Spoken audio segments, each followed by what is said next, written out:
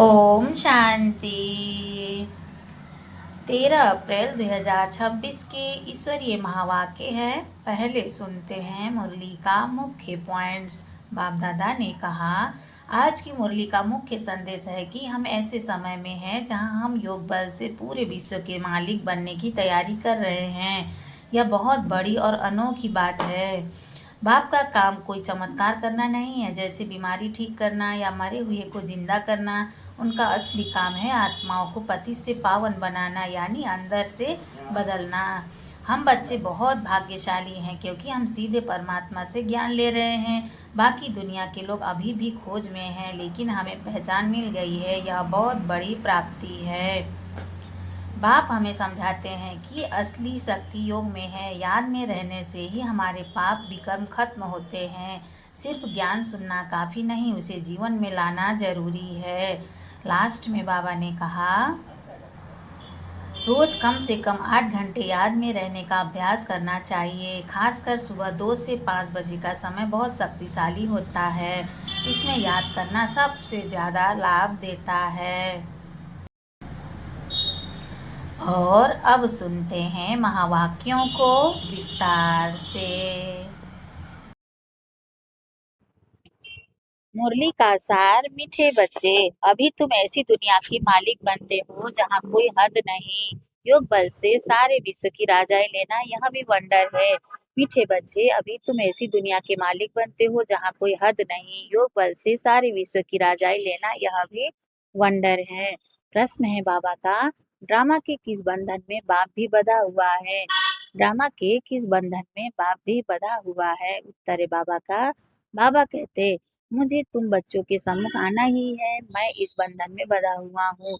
जब तक मैं न आऊं तब तक मुझा हुआ सूत सुलझ नहीं सकता। बाकी मैं तुम्हारे पर कोई कृपा व आशीर्वाद करने नहीं आता हूँ। मैं कोई मरे हुए को जिंदा नहीं करता। मैं तो आता हूँ तुम्हें पतित से पावन बनाने। गीत है बाबा का, तुम्हें पाके हमने जहाँ पा लिया, जमी तो जमी आसमां पा लिया। ओम शांति। गीत के अक्षर सुन करके तुम बच्चों के रोमांच खड़े हो जाने चाहिए, क्योंकि सम्मुख बैठे हैं सारी दुनिया में भल कितने भी विद्वान पंडित आचार्य हैं, कोई भी मनुष्य मात्र को यह पता नहीं कि बेहद का बाप हर 5000 वर्ष के बाद आते हैं। बच्चे ही जानते हैं। बच्चे कहते भी हैं, जैसा हूँ वैसा हूँ, तुम्हारा हूँ। बाप भी ऐसे कहते हैं, जैसा हो वैसे हो, जैसे हो वैसे हो, मेरे बच्चे हो। बाप भी ऐसे कहते हैं, जैसे हो वैसे हो, मेरे बच्चे हो। तुम भी जानते हो वह सब आत्माओं का बाप है। वह सब आत्माओं का बाप है। सब पुकारते हैं। बाप समझाते हैं, देखो रावण का कितना परछाया है। देखो रावण का कितना परछाया है। एक भी समझ नहीं सकते कि जिसको हम परमपिता परमात्मा कहते हैं, फिर पिता कहने से खुशी क्यों नहीं होती है, यह भूल गए हैं।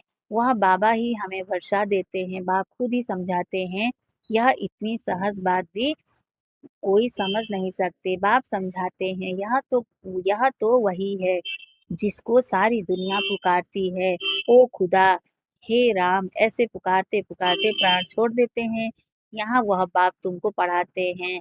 तुम्हारी बुद्धि अब वहाँ चली गई है। तुम्हारी बुद्धि अब वहाँ चली गई है। बाबा आया हुआ है। कल्प पहले मुआफिक, कल्प कल्प बाबा आकर पति से पावन बना दुर्गति से सदगति में ले जाते हैं। गाते भी हैं, सर्व का पतित पावन बाप। अभी तुम बच्चे इनके सम्मुख बैठे हो। तुम हो मोस्ट बिलवेड स्वीट चिल्ड्रेन। भारतवासियों की ही बात है। बाप भी भारत में ही जन्म लेते हैं। बाप कहते हैं, मैं भारत में जन्म लेता हूँ तो जरूर वही प्यारे लगेंगे, तो जरूर वही प्यारे लगेंगे। याद भी सब उनको करते हैं जो जिस धर्म के हैं। वह अपने धर्म स्थापक को याद करते हैं। भारतवासी ही नहीं जानते कि हम आदि सनातन धर्म के थे। बाबा समझाते हैं, भारत ही प्राचीन देश है। तो कह देते, कौन कहते हैं कि भारत ही सिर्फ था? अनेकानेक बातें सुनते हैं। कोई क्या कहेंगे, कोई क्या। कोई कहते हैं, कौन कहता है कि गीता शिव परमात्मा ने ही गाई है। कोई कहते हैं कौन कहता है कि गीता शिव परमात्मा ने ही गाई है? श्री कृष्ण भी तो परमात्मा था, उसने गाई। परमात्मा सर्वव्यापी है, उस उनका ही सारा खेल है। भगवान के यह सब रूप हैं। भगवान ही अनेक रूप धर लीला करते हैं। भगवान जो चाहे सो कर सकते हैं। अभी तुम बच्चे जानते हो माया भी कितनी प्रबल है। आज कहते हैं बाबा हम वर्षा जरूर लेंगे, नर से नारायण बनेंगे, कल होंगे नहीं। तुम जानते भी हो कितने चले गए। फारगती दे दी फारगती दे दी। मम्मा को मोटर में घुमाते करते थे। मम्मा को मोटर में घुमाते करते थे। आज है नहीं। ऐसे अच्छे अच्छे भी माया के संग में आकर ऐसा गिरते हैं जो एकदम नीचे नीचे पड़ जाते हैं। जिन्होंने कल्प पहले समझा है वही समझेंगे आजकल दुनिया में क्या लगा हुआ है। और तुम बच्चे अपने को देखो क्या बनते हो। गीत सुनाना गीत सुनाना कहते हैं हम ऐसा वर्षा लेते हैं जो हम सारे विश्व के मालिक बन जाते हैं। वहाँ कोई हद की बात ही नहीं। यहाँ हदें लगी हुई है। यहाँ हदें लगी हुई है। कहते हैं आसमान में तुम्हारा हमारे आसमान में तुम्हारा एरोप्लेन आएगा तो शूट कर देंगे। वहाँ तो कोई हद की बात ही नहीं रहती। यह भी गीत गाते हैं परंतु अर्थ थोड़े ही समझते हैं। तुम तो जानते हो बरोबर बाबा से फिर से हम विश्व के मालिक बन रहे हैं। अनेक बार यह 84 का चक्र लगाया है। थोड़ा समय करके दुख पाया है। सुख तो बहुत है। इसलिए बाबा कहते हैं तुम बच्चों को अपार सुख देता हूँ। अब माया से हारो मत। बाप के बच्चे ढेर है। सब तो एक जैसे सपूत हो नहीं सकते। कोई को 5-7 बच्चे होते हैं। उनमें एक एक दो कपूत होते हैं तो माथा ही खराब कर देते हैं। लाखों करोड़ों रुपया उड़ा देते हैं। बाप एकदम धर्मात्मा। बच्चे बिल्कुल चट खाते में। बाप एकदम धर्मात्मा। अब बिल्कुल बच्चे बिल्कुल चट खाते में। बाबा ने ऐसे बहुत मिसाल देखे हैं। तुम बच्चे जानते हो सारी दुनिया इस बेहद बाप के बच्चे हैं। बाप कहते हैं मेरा बर्थ प्लेस यह भारत है। हर एक को अपनी धरती का कदर रहता है। दूसरी कोई जगह शरीर छोड़ते हैं तो फिर उनको अपने गांव में ले आते हैं। बाप भी भारत में ही आते हैं। तुम भारतवासियों को फिर से बेहद का वर्षा देते हैं। तुम बच्चे कहेंगे हम फिर से सो देवता विश्व के मालिक बन रहे हैं। हम मालिक थे अब तो क्या हाल हो गया है। कहाँ से कहाँ आकर पड़े हैं। 84 जन्म भोगते भोगते यह हाल आकर हुआ है। ड्रामा को तो समझना है ना। इसको कहा जाता है हार और जीत का खेल। भारत का ही यह खेल है। इसमें तुम्हारा पार्ट है। तुम ब्राह्मणों का सबसे ऊंचते ऊंच पार्ट है। इस ड्रामा में तुम सारे विश्व के मालिक बनते हो। बहुत सुख भोगते हो। तुम्हारे जितना सुख और कोई भोग नहीं सकते। नाम ही है स्वर्ग, यह है नर्क। यहाँ के सुख कागविष्टा समान है। यहाँ के सुख कागविष्टा समान है। आज लखपति हैं दूसरे जन्म में क्या बनेंगे कुछ पता थोड़े ही है।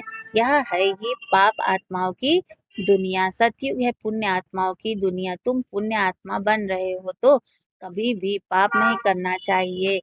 हमेशा बाप से सीधा चलना चाहिए। बाप कहते हैं मेरे साथ धर्मराज सदैव है ही है। द्वापर से लेकर सतयुग त्रेता में मेरे साथ धर्मराज नहीं रहता। द्वापर से तुम मेरे अर्थ दान पुण्य करते आ रहे हो। ईश्वर अर्पण कहते हैं ना। ईश्वर अर्पण कहते हैं ना। गीता में श्री कृष्ण का नाम डालने से लिख दिया है श्री कृष्ण अर्पणम। रिटर्न देने वाला तो एक बाप ही है। इसीलिए श्री कृष्ण अर्पणम कहना रॉन्ग है। ईश्वर अर्पण कहना ठीक है। श्री गणेश अर्पण कहने से कुछ भी मिलेगा नहीं। फिर भी भावना का कुछ न कुछ तो देता आया हूँ सबको। फिर भी भावना का कुछ न कुछ देता आया हूँ सबको। मुझे तो कोई जानते ही नहीं है। अभी तुम बच्चे ही जानते हो। हम सब कुछ शिव बाबा को समर्पण कर रहे हैं। बाबा भी कहते हैं हम आए हैं आपको 21 जन्म का वर्षा देने। अभी है ही उतरती कला। रावण राज्य में जो भी दान पुण्य आदि करते हैं पाप आत्माओं को ही देते हैं। कला उतरती ही जाती है। करके कुछ मिलता भी है तो भी अल्पकाल के लिए। करके कुछ मिलता भी है तो भी अल्पकाल के लिए। अब तो तुमको 21 जन्म के लिए मिलता है। उनको कहते हैं राम राज्य। ऐसे नहीं कहेंगे, वहाँ ईश्वर का राज्य है। राज्य तो देवी देवताओं का है। बाप कहते हैं मैं राज्य नहीं करता हूँ, मैं राज्य नहीं करता हूँ। तुम्हारा जो आदि सनातन देवी देवता धर्म था, जो अब प्रायलोप है, सो अभी फिर से स्थापन हो रहा है। बाप तो कल्याणकारी है ही, उनको कहा जाता है सच्चा बाबा। तुमको सच नॉलेज दे रहे हैं, तुमको सच नॉलेज दे रहे हैं अपनी और रचना के आदि मध्य अंत की। बाबा तुमको बेहद की हिस्ट्री ज्योग्राफी सुनाते हैं। कितनी जबरदस्त कमाई है, तुम चक्रवर्ती राजा बनते हो, उन्होंने फिर वह हिंसा का चक्र दे दिया है। उन्होंने फिर वह हिंसा का चक्र दे दिया है। असूल यह है ज्ञान का चक्र, परंतु यह ज्ञान तो प्रायलोप हो जाता है। तुम्हारे यह मुख्य चित्र हैं, एक तरफ त्रिमूर्ति, दूसरे तरफ झाड़ और चक्र। बाबा ने समझाया है, शास्त्रों में तो कल्प की आयु लाखों वर्ष लिख दी है, सारा सूत ही मुझा हुआ है। बाप के सिवाय कोई से सूत सुलझ नहीं सकता। बाप सम्मुख खुद आए हैं, कहते हैं मुझे ड्रामा अनुसार आना ही पड़ता है। मैं इस ड्रामा में बंधा हुआ हूँ, यह हो नहीं सकता कि मैं आऊं ही नहीं। ऐसे भी नहीं कि आकर मरे हुए को जिंदा कर दूं या कोई को बीमारी से छुड़ा दूं। बहुत बच्चे कहते हैं बाबा हमारे पर कृपा करो, लेकिन यहाँ कृपा आदि की बात नहीं है। तुमने मुझे इसलिए थोड़े ही बुलाया है कि आशीर्वाद करो, हमें कोई घाटा न पड़े। तुम बुलाते ही हो, हे पतित पावन आओ, दुख हरता सुख करता आओ। शरीर के दुख हरता तो डॉक्टर लोग भी होते हैं। मैं कोई इसलिए आता हूँ क्या? तुम कहते हो नई दुनिया स्वर्ग के मालिक बनाओ, वह शांति दो। ऐसे नहीं कहते कि हमको बीमारी से आकर अच्छा करो। हमेशा के लिए शांति व मुक्ति तो मिल न सके, पाठ तो बजाना ही है। जो पीछे आते हैं उनको शांति कितनी मिलती है, अभी तक आते रहते हैं। इतना समय तो शांति धाम में रहे ना, इतना समय तो शांति धाम में रहे ना। ड्रामा अनुसार जिनका पाठ है वही आएंगे, पाठ बदल नहीं सकता। बाबा समझाते हैं शांति धाम में तो बहुत बहुत आत्माएं रहती हैं, जो पिछाड़ी में आती हैं। यह ड्रामा बना हुआ है, पिछाड़ी वालों को पिछाड़ी में ही आना है। यह झाड़ बना हुआ है, यह चित्र आदि जो बनाए हैं सब तुमको समझाना है। और भी चित्र निकलते रहेंगे, कल्प पहले मिसल ही निकलेंगे। 84 का चक्र, 84 का विस्तार झाड़ में भी है। 84 का विस्तार झाड़ में भी है, ड्रामा चक्र में भी है, ड्रामा चक्र में भी है। अब फिर सीढ़ी निकाली है, अब फिर सीढ़ी निकाली है। मनुष्य तो कुछ भी जानते नहीं, बिल्कुल ही जैसे बुद्ध है। अब तुम बच्चों की बुद्धि में है, परमपिता परमात्मा जो ज्ञान का सागर शांति का सागर है, वह हमको इस तन द्वारा पढ़ा रहे हैं। बाप कहते हैं मैं आता ही उनमें हूँ, जो पहले पहले विश्व का मालिक था। तुम भी जानते हो बरोबर, हम भी ब्रह्मा द्वारा ब्राह्मण बनते हैं। गीता में तो यह बातें हैं नहीं। बाप कहते हैं यह खुद ही नारायण की पूजा करने वाला था। ट्रेन में भी मुसाफिरी करते गीता पढ़ते थे। मनुष्य समझेंगे यह तो बड़ा धर्मात्मा है, अभी वह सब बातें भूलते जाते हैं। फिर भी इसने गीता आदि पढ़ी है ना। बाबा कहते हैं मैं यह सब जानता हूँ, अभी तुम यह विचार करो कि हम किसके आगे बैठे हैं, जिससे विश्व के मालिक बनते हो, फिर उनको घड़ी घड़ी भूल क्यों जाते हो। बाप कहते हैं तुमको 16 घंटा फ्री देता हूँ, बाकी अपनी सर्विस करो। अपनी सर्विस करते हो गोया विश्व की सर्विस करते हो। इतना पुरुषार्थ करो, जो कर्म करते कम से कम 8 घंटा बाप को याद करो। अभी सारे दिन में 8 घंटा याद कर नहीं सकते, वह अवस्था जब होगी तब समझेंगे यह बहुत सर्विस करते हैं। ऐसे मत समझो हम बहुत सर्विस करते हैं, भाषण बहुत फर्स्ट क्लास करते हैं, परंतु योग बिल्कुल नहीं है। योग की यात्रा ही मुख्य है, योग की यात्रा ही मुख्य है। बाप कहते हैं सिर पर भी कर्मों का बोझ बहुत है, इसीलिए सवेरे उठकर बाप को याद करो। 2 से 5 तक है फर्स्ट क्लास वायुमंडल। रा, आत्मा रात को आत्मा रात को अभिमानी बन जाती है, जिसको नींद कहा जाता है। इसलिए बाप कहते हैं जितना हो सके बाप को याद करो। अब बाप कहते हैं मन मना भाव, यह है चढ़ती कला का मंत्र। अच्छा मीठे मीठे सिकिलधे बच्चों प्रति माता पिता बाप दादा का याद प्यार और गुड मॉर्निंग। रूहानी बाप की रूहानी बच्चों को नमस्ते। हम रूहानी बच्चों की रूहानी माता पिता बाप दादा को याद प्यार गुड मॉर्निंग। नमस्ते बाबा, नमस्ते बाबा, नमस्ते बाबा। शुक्रिया बाबा, शुक्रिया। धारणा के लिए मुख्य सार है। फर्स्ट पॉइंट है बाबा का, बाप से सीधा और सच्चा होकर चलना है। कल्याणकारी बाप के बच्चे हैं, इसीलिए सर्व का कल्याण करना है, सपूत बनना है। सेकंड पॉइंट है बाबा का, कर्म करते भी कम से कम 8 घंटा याद में जरूर रहना है। याद ही मुख्य है, इससे ही विकर्मों का बोझ उतारना है। वरदान है बाबा का, दाता बन, हर सेकेंड हर संकल्प में दान देने वाले उदारचित महादानी भव। दाता बन, हर सेकेंड हर संकल्प में दान देने वाले उदारचित महादानी भव। विस्तार है, आप दाता के बच्चे लेने वाले नहीं, लेकिन देने वाले हो। हर सेकेंड हर संकल्प में देना है।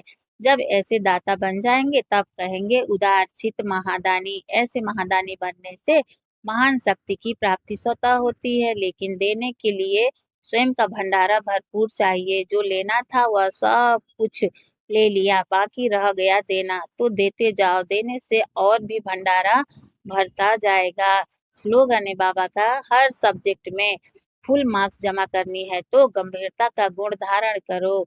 हर सब्जेक्ट में फुल मार्क्स जमा करनी है तो गंभीरता का गुण धारण करो। अव्यक्त इशारे हैं बाबा का, महान बनने के लिए मधुरता और नम्रता का गुण धारण करो। विस्तार है, नम्र चित्त आत्मा सहज ही सुखदाता बन सकती है। नम्र चित्त आत्मा सहज ही सुखदाता बन सकती है, लेकिन अभिमान नम्रचित बनने नहीं देता। नम्रचित नहीं तो सेवा हो नहीं सकती। सेवाधारी की विशेषता सदा नम्रचित स्वयं झुका हुआ होगा, तब औरों को झुका सकेगा। जितना नम्रचित होंगे उतना निर्माण करेंगे। जहाँ निर्माणता होगी वहाँ रोब नहीं होगा, रूहानियत होगी। जैसे बाप कितना नम्रचित बनकर आते हैं, ऐसे फॉलो फादर। अच्छा, ओम शांति।